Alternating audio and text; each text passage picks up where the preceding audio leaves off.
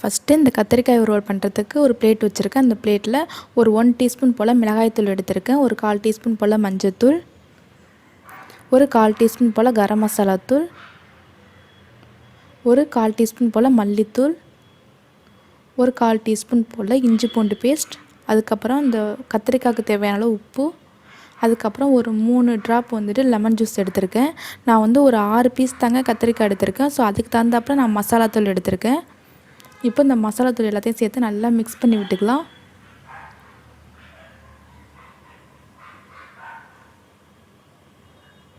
நல்லா மிக்ஸ் பண்ணி விட்டாச்சு. இப்போ கத்திரிக்காய் சேர்த்துக்கலாம். கத்திரிக்காய் இந்த மாதிரி ரவுண்ட் ஷேப்பில் கட் பண்ணி வச்சுருக்கேன். கொஞ்சம் நல்லா ரொம்ப நைஸாக வந்து நீங்கள் கட் பண்ணிடாதீங்க. கொஞ்சம் இந்த சைஸில் இந்த மாதிரி நல்லா கொஞ்சம் பெருசாகவே கட் பண்ணி வச்சுக்கோங்க. இப்போ இந்த மசாலா தூளை இந்த கத்திரிக்காயில் 2 சைடுமே நல்லா மிக்ஸ் பண்ணி விட்டுக்கலாம். நல்லா தடவி விட்டுக்கலாம்.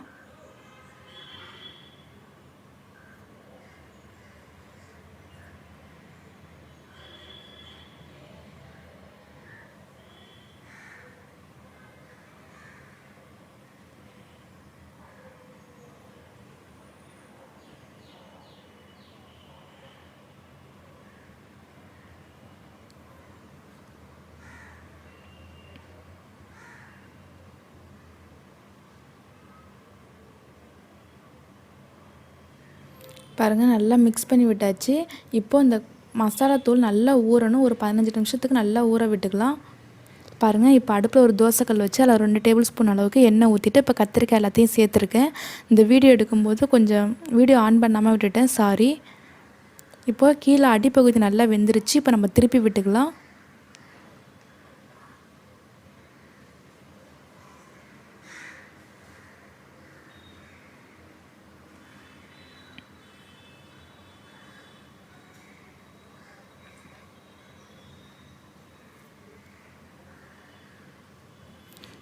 கத்திரிக்காய் சீக்கிரமாகவே வெந்து வந்துடும். ஸோ அடுப்பை வந்து மீடியம் ஃப்ளேம்லேயே வச்சு இப்போ இது நல்லா வறுத்துக்கலாம்.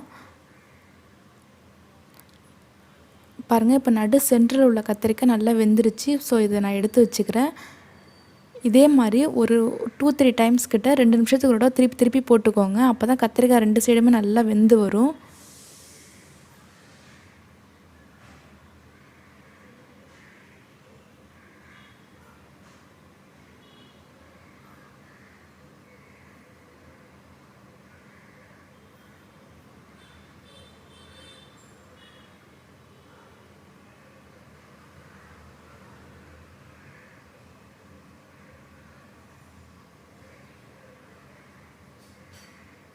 பாருங்கள், கத்திரிக்காய் எல்லாமே ரெடி ஆகிடுச்சு. 2 சைடுமே நல்லா வெந்து வந்துருச்சு.